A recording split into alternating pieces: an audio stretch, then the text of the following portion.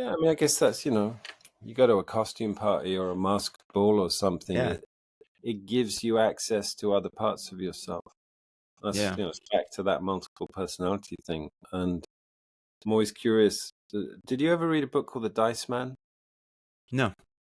It's Let's it's write a it bit of a down. cult book. It Okay. came out in the late 60s, early 70s.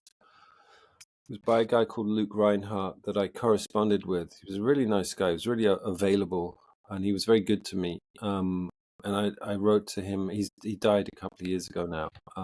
But it was a big book, and I read it when I was in my teens, and it was just a cool page-turning novel. And then I reread it in my 50s. I was like, oh no, this is not a page-turning novel. Well, it is, but this is a very spiritual book. And I kind of developed a bit of a pen friendship with him. And it's the same thing. It's the same idea of multiple personalities. And the premise of the book is New York therapist, very successful, very respected,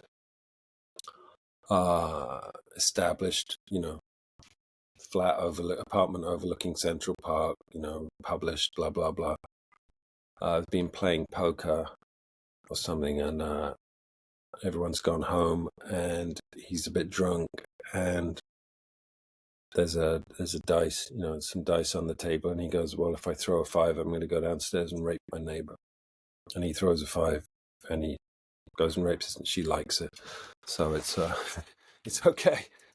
But I mean, it's a story of absolute chaos where he then dismantles his life on the roll of a die, and every decision that he makes with his career, with his family, with his life, with his personality is based on the roll of a die. But the whole thing, like I say, it sounds like a kind of crazy page-turning novel, but actually the whole thing is very deep because it's the recognition there's a lot of us in here. And the minute you hear someone or hear yourself go, oh, I'm not that kind of person, the premise of the novel is, well, when you decide you're not that kind of person, go and be that kind of person and see what it feels like.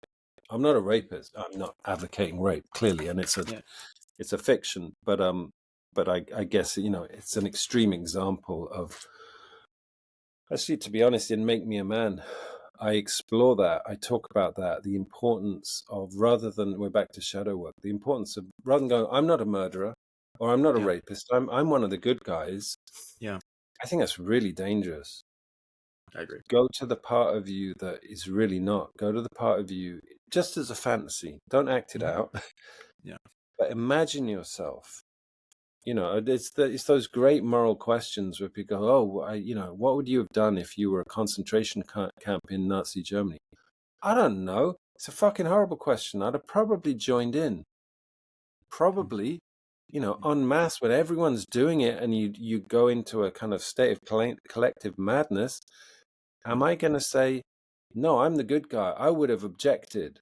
But really, if someone's going to kill my wife and my kids, if I go up, I don't know. These are really difficult moral questions that I think are really useful, really important to explore if you want to get to know yourself. So